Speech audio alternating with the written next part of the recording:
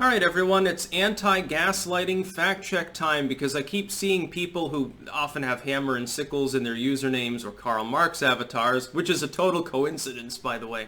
I keep seeing them gaslighting about the riots that are going on around the country. Now, despite the fact that like a dozen people have been killed and hundreds grievously injured and, you know, I think at this point probably tens of billions in property damage around the country, despite that fact, they claim that they're very peaceful, but then when violence starts, they switch, and they say, well, it was all peaceful until one of two things happened. They got infiltrated by Nazis, or the feds showed up, and then they became violent. Now, as to the latter, we can brush that argument aside.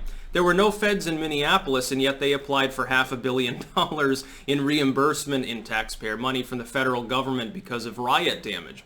Peaceful protests don't cause $500 million in damage to a single city. It's just impossible. No, when that many storefronts are burning, it isn't because one evil Nazi lit a fire and got out of control and it spread to other buildings and it burned the whole neighborhood to the ground. We need money, Drumpf. It's funny how they didn't want his help until they decided that they wanted some more green. Oh my God, we're going to have to raise taxes at the state level. If I have to raise taxes, I might not get reelected. That was their fucking excuse. Anyway, as to the claim of Nazis infiltrating these rallies, if that's true, why is there no evidence of it? Because you've had a month and a half of riots. You've had at this point literally thousands of people detained. In many cases, their rap sheet, like their record about them when they're identified, and Andy, that journalist whose last name I can't pronounce, he's always putting their mugshots and shit up on Twitter.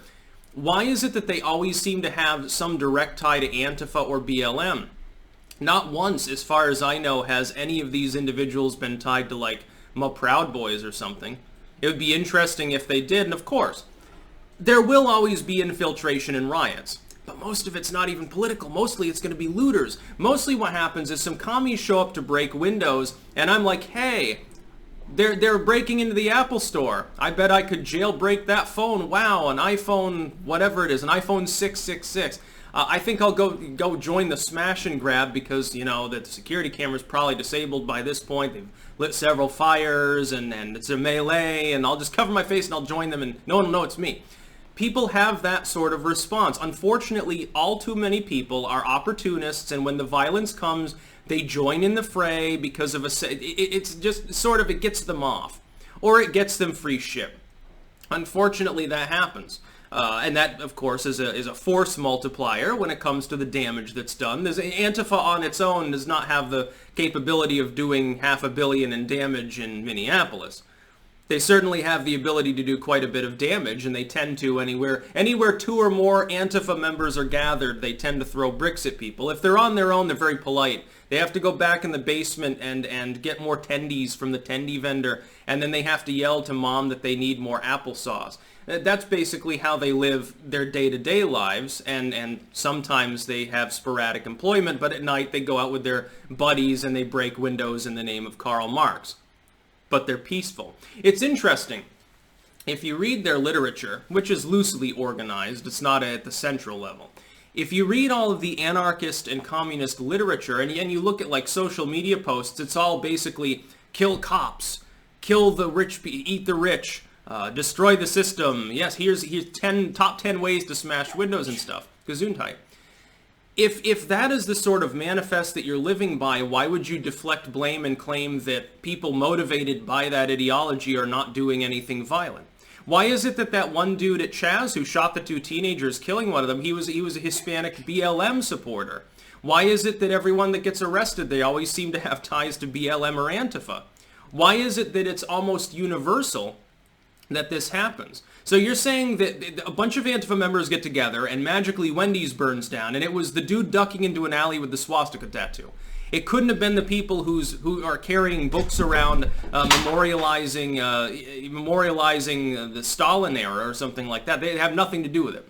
And it's really funny when you like press the cringe fringe, like the post new left, you could call them, content creation.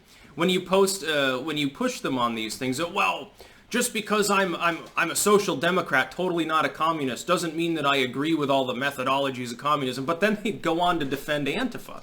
It's not really a movement, it's an idea. They're not the ones doing violence. I've seen them claim, again, I've seen them a million times now, they're like, there was no violence till the feds showed up. Bull fucking shit.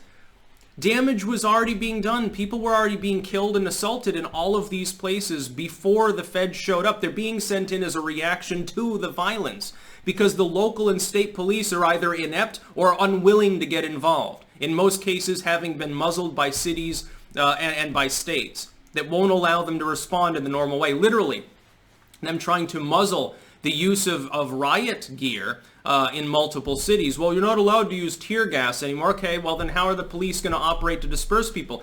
They're not even going to get fucking involved unless there's a murder going on. Unless someone gets outright shot at this point, the police half the time won't even goddamn respond. You remember Ken and Karen, who, by the way, were going to be charged with, what was it, some felony charge, some dumb charge, weapons involved, in St. Louis, the Gen X couple that gets incorrectly labeled boomers, you know, the dude with the AR-15, and the woman with very poor trigger discipline, unfortunately. That was not great optics for gun owners. They got charged, and I believe that the Attorney General and numerous others, the state has gotten involved and basically agreed to drop that, so they overruled the local prosecutor. Good on them.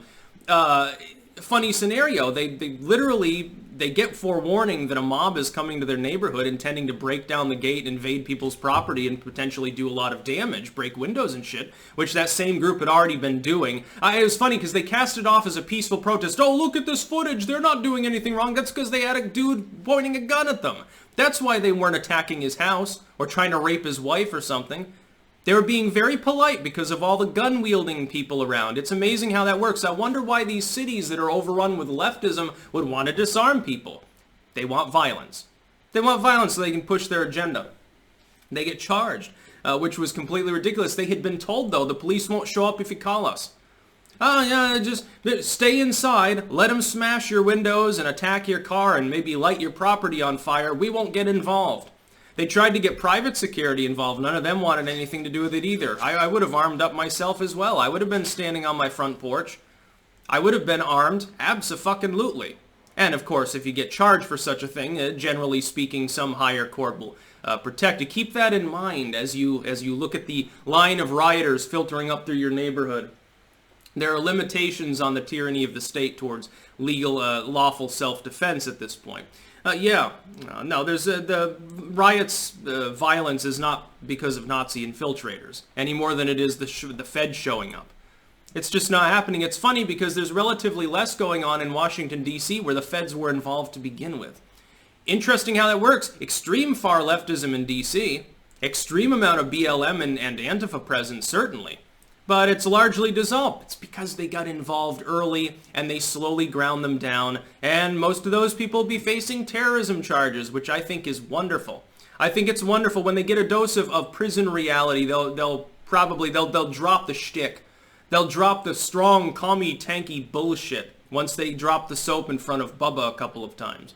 That's about all. Peace out.